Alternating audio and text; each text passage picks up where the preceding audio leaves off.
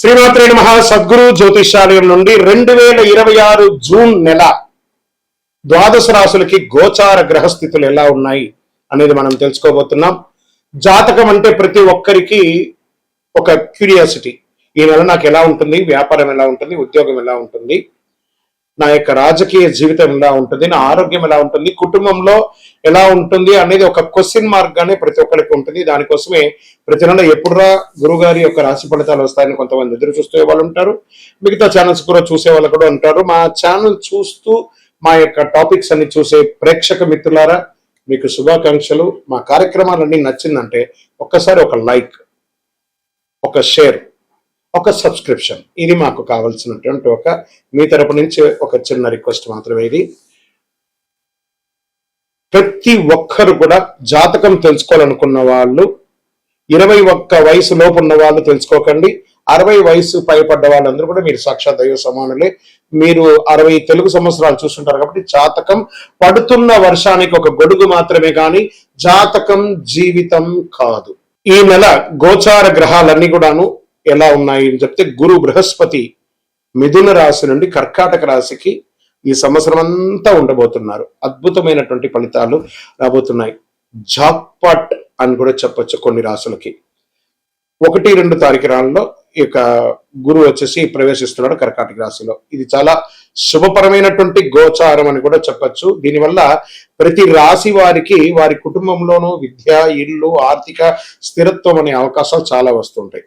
శని ఈ నెల మొత్తం కూడా మీనరాశిలోనే ఉంటారు. రాహు వచ్చేసి ఈ నెల కుంభరాశిలో ఉంటారు. కేతు సింహరాశిలో ఉంటారు. కాబట్టి గ్రహస్థితులందరూ కూడా మీ యొక్క జీవితంలో ఎన్నో మార్పులు తీసుకురాబోతున్నారు. జ్యోతిశాస్త్రరీత్యా ద్వాదశ రాశుల్లో 9వ రాశి అయినటువంటి ధనుసు రాశి మిత్రులారా, 2026 జూన్ మీకు శుభాశుభ ఫలితాలు ఎలా ఉన్నాయంటే, కొత్త అవకాశాలు, ప్రయాణాలు మరి ఎదుగుదల కలిసి వచ్చే సమయం ఇదనమాట. అర్ధాష్టమ శని ఉన్నా గురు భగవానుడు మీకు మేలు కలిగిస్తున్నాడు. ఈ నెల ఆల్మోస్ట్ ప్రతి రాశి వారి యొక్క జీవితంలో గురు భగవానుడు శుభాన్ని ఇస్తున్నాడు. మంచి గ్రహస్థితి, గురువు అనుకూలంగా ఉండడం వల్ల అదృష్టం, కుజుడు ధైర్యాన్ని ఇస్తున్నాడు. శని కారణంగా పని ఒత్తిడి ఉన్నా ఫలితం ఆలస్యంగా వచ్చే తీరుతుంది. రాహు వల్ల సోషల్ మీడియాలో ఇన్ఫ్లుయెన్స్ పెరుగుతుంది. ఇంకా ఉద్యోగస్తులకి కొత్త బాధ్యతలు మరి అవకాశాలు చాలా చాలా చాలా వస్తున్నాయి. టీచింగ్, ఐటీ, ట్రావెల్, గవర్నమెంట్ రంగాల్లో ఉన్న వారికి మంచి సమయం. ఇంకా doctors and service sector, advocates, police and defence ఈ రంగంలో ఉన్న వాళ్ళకి అందరికీ చాలా మంచి అవకాశాలు. రీసెర్చ్ లో ఉంటారు చూసారా, సైంటిస్ట్, రీసెర్చ్ వాళ్ళకందరికీ అవకాశాలు వస్తున్నాయి. స్పోర్ట్స్ వీళ్ళకందరికీ మంచి అవకాశాలు ఉన్నాయి. ఉద్యోగ మార్పు లేదా దేశ విదేశ ఉద్యోగ ప్రయత్నానికి ఇస్తున్న వారికి ఇదొక మంచి అవకాశం. వ్యాపారస్తులకి కొత్త కాంట్రాక్ట్లు వస్తున్నాయి. మీ పాత వ్యాపారాలన్నీ, పాత వస్తువులన్నీ క్లియర్ అయిపోయి, డెట్స్ అన్ని క్లియర్ అయిపోయి అవకాశాలు ఉన్నాయి. భాగస్వామి వ్యాపారాలతో కాస్త జాగ్రత్తగా ఉండండి. ఆర్థిక పరంగా ఆదాయం పెరిగే అవకాశాలు ఉన్నాయి. ఖర్చులు కూడా పెరిగే అవకాశాలు ఉన్నాయి. ప్రయాణాలు మరియు కుటుంబ అవసరాలపై ఖర్చులు పెరుగుతాయి. ప్రయాణం చేసేటప్పుడు మీ యొక్క విలువైనటువంటి వస్తువులను, డాక్యుమెంట్స్ ని చాలా జాగ్రత్తగా ఉంచండి. కొత్త ఇన్వెస్ట్మెంట్ కి ముందు జాగ్రత్తగా ఆలోచించి 1కి 4 సార్లు ఆలోచించి పెట్టుబడి పెట్టండి. పాత బాకీలు తగ్గించే అవకాశాలు ఎక్కువ ఉన్నాయి. మీకు ఒక పెద్ద శత్రువు ఉన్నాడు, నోరు. ఈ నోటును ఇలా సూదేసి గుచ్చేసుకోండి. బాగా సమయం బాగున్నప్పుడు దాన్ని ఎంజాయ్ చేయడమే మంచిది. ఇంకా విద్యార్థులకి వచ్చేటప్పటికీ విదేశీయ చదువు లేదా ఉద్యోగానికి మంచి అవకాశాలు ఉన్నాయి. వీసా ఇంటర్వ్యూలో సానుకూలత వచ్చే అవకాశాలు ఉన్నాయి. హయ్యర్ స్టడీస్ మరియు కాంపిటేటివ్ ఎగ్జామ్స్ అనుకూలంగా ఉన్నాయి. కుటుంబ సభ్యుల మధ్య, భార్యాభర్తల మధ్య సఖ్యత కాస్త లోపం అవుతుంది. కూర్చొని మాట్లాడి పరిష్కరించుకోండి. ఎవరైనా వివాహం చేసుకోవాలనుకున్న వాళ్ళకి పెళ్లి ప్రయత్నాలు చేయండి. శ్రావణ మాసం, కార్తీక మాసం కలిసి వస్తుంది. రియల్ ఎస్టేట్, భూమి, ఇల్లు, కమర్షియల్ ప్రాపర్టీ లాభ సూచనలు ఉన్నాయి. మీ యొక్క లోన్ కోసం, ఆ యొక్క రిజిస్ట్రేషన్ చేసుకోవడం, లోన్ కోసం ప్రయత్నం చేసిన వాళ్ళకి అన్ని కూడా క్లియర్ అయిపోతుంది. కొత్త కస్టమర్లు కనిపిస్తారు. చక్కటి అవకాశాలు బాగా ఉన్నాయి. రియల్ ఎస్టేట్ లో కన్స్ట్రక్షన్ మందకోడిగా ఉన్నవన్నీ కూడా కాస్త ట్రాక్ లో పడే అవకాశాలు బాగా ఉన్నాయి బిల్డర్స్ అందరికీ కూడాను. ఇంకా సినిమా రంగంలో వారికి, motivational speaking, social media, YouTubes లో ఉన్న వాళ్ళకి మంచి గుర్తింపు వచ్చే అవకాశాలు ఉన్నాయి. కొత్త ఆఫర్లు మరియు పబ్లిసిటీ వచ్చే అవకాశాలు ఉన్నాయి. మీ మాట వల్ల అభిమానులు పెరిగే అవకాశాలు ఉన్నాయి. ఇంకా కోర్టు వ్యవహారాలు నెమ్మదిగా మీకు అనుకూలంగా వచ్చే అవకాశాలు బాగా ఉన్నాయి. డాక్యుమెంటేషన్ విషయంలో జాగ్రత్త పడండి. పెద్దల సలహా తీసుకోండి. మరియు షేర్ మార్కెట్ స్పెక్యులేషన్ లో మిశ్రమ ఫలితాలు ఉన్నాయి. ఆరోగ్యపరంగా అలసట, కాళ్ళ నొప్పులు, నిద్రలేమి సమస్యలు, ప్రయాణాల్లో కొంచెం ఇబ్బంది, ఇంకా జీర్ణ ప్రక్రియ లేదా మీ యొక్క మర్మస్థానాల దగ్గర కాస్త ఇబ్బంది, మంటలు అలాంటివి వచ్చే అవకాశం ఉంటాయి. ఒక డాక్టర్ని, ప్రొఫెషనల్ డాక్టర్ని సంప్రదించండి. మరియు అదృష్టమైనటువంటి రంగు పసుపు మరియు ఆరెంజ్ అండ్ బ్లూ కలర్ కూడా మీకు కలిసి వస్తుంది. అదృష్ట సంఖ్య 3 మరియు 9. అదృష్ట తేదీలు ఈ నెల 3, 12, 21, 30. అదృష్ట దిక్కులు ఈ నెల ఈశాన్యం అని కూడా చెప్పచ్చు. మీరు ఈ నెల చేయవలసినటువంటి యొక్క పరిహారం అంతా కూడాను భగవంతుడు గురు భగవానుడి దత్తాత్రేయుని ప్రార్థన చేయండి. పసుపు వస్తువులు లేదా శనగలు దానం చేయండి. పేదలకు సహాయం చేయండి. ఓం గురవే నమః, ఓం శనైశ్వరాయ నమః అని 108 సార్లు ప్రతిరోజు పారాయణం చేయండి. మీకు ఇష్టదైవాన్ని ప్రార్థన చేసుకోండి. మీ పరిసర ప్రాంతాల్లో ఉన్నటువంటి దేవాలయంలో మీ వయస్సు ఎంత ఉందో అన్ని సంఖ్యతో నువ్వుల నూనెతో మీ ఇష్టదైవం కులదైవానికి దీపం వెలిగించండి. అతి శక్తివంతమైనటువంటి కరుంగాలి మాలను 48 రోజులు మన దేవాలయంలో పూజ చేసి దానికి చండీ సుదర్శన హోమాది సుబ్రహ్మణ్య భుజంగా మంత్రాలతో సంపుటి చేసినటువంటి అతి శక్తివంతమైనటువంటి కరుంగాలి మాల కూడా మన ఆర్గనైజేషన్ ఉంటుంది.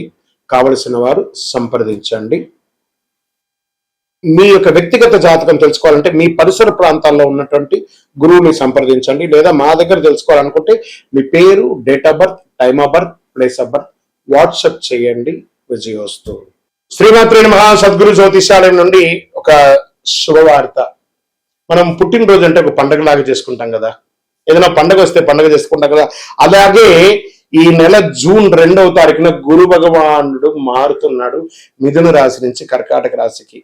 ఆ కర్కాటక రాశిలో ఒక సంవత్సర కాలం ఉంటాడు. ద్వాదశ రాశుల్లో ఉన్నటువంటి 12 రాశులకి కూడా యోగాన్ని కలిగించబోయే ఒక అద్భుతమైనటువంటి పండగ రోజు జూన్ 2. ఇందులో ప్రత్యేకించి మేషరాశికి ఏళ్నాడు శని, సింహరాశికి అష్టమ శని, ధనుసు రాశికి అర్ధాష్టమ శని, కుంభరాశికి ఏళ్నాడు శని, మీనరాశికి జన్మ శని. ఇంతమందికి ఉన్నారు కదా.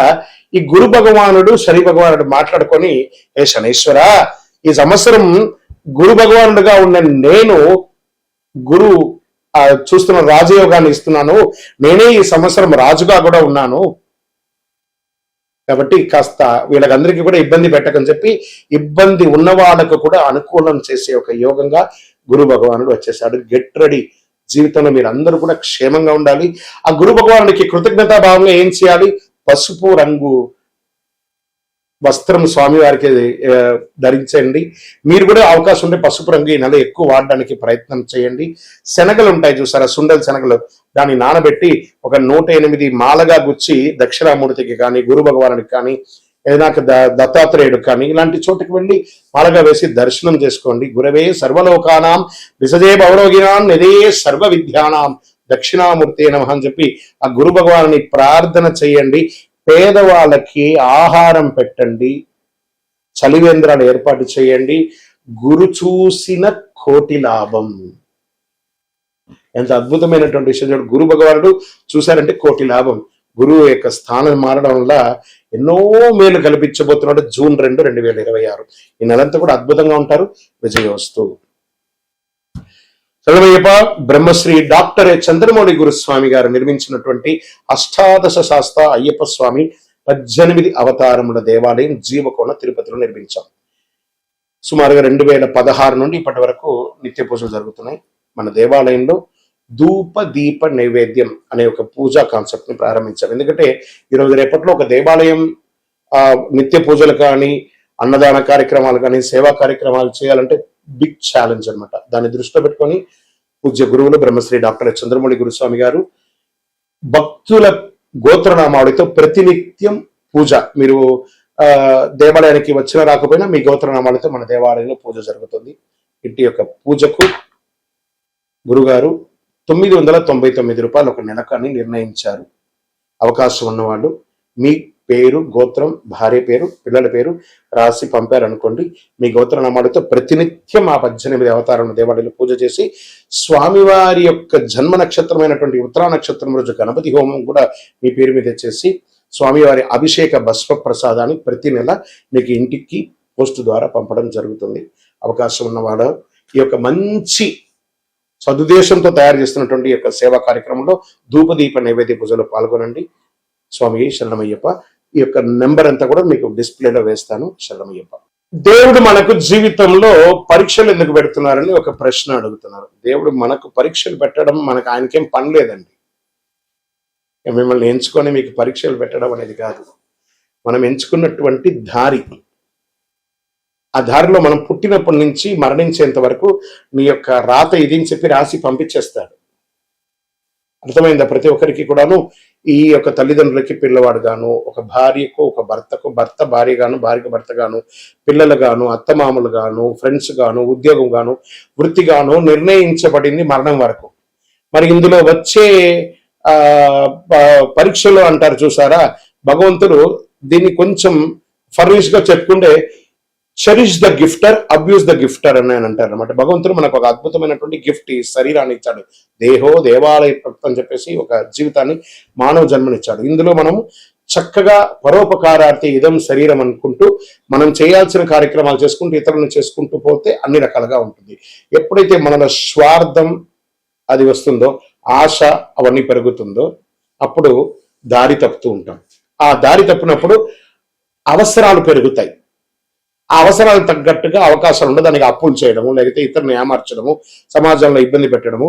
దాన్ని మనం ఏం చేస్తాం? భగవంతుడు నాకే ఇన్ని కష్టాలు ఇస్తావా అని భగవంతుడిని బ్లేమ్ చేయడం. ఆయనకి ఏమైనా పన? మీరు పుట్టినప్పటి నుంచి మీరు మరణించేంత వరకు ఒక్క క్షణం కూడా ఆగకుండా గుండె కొట్టుకుంటూ ఉంటుంది. అప్పుడు మీకు పరీక్ష పెడుతున్నాడా భగవంతుడు? అనుగ్రహం ఇస్తున్నాడా? మనమైనా ఒక్కొక్కసారి శ్రద్ధగా ఉండం. అలా పడుకుంటా, ఇలా లేస్తాం. మీరు పడుకున్నా, లేసినా, తిన్నా, ఏమేమి వేషాలు వేసినా వాటన్నిటినీ సగిస్తూ భావిస్తూ మీ హృదయంలో lub dub lub dub lub dub lub డబ్ను కొట్టుకుంటూ ఆ ప్రాణవాయుని ఇచ్చే భగవంతుడికి కృతజ్ఞత చెప్పండి. కానీ భగవంతుడు ఇబ్బంది పెట్టాడు, భగవంతుడు అనుగ్రహప్రదాయుడు. మీ ఆశలు, మీ అలవాట్లను అదుపులో పెట్టుకుంటే జీవితం అంతా సుఖ సంతోషాలతో ఉంటారు. విజయోస్తు.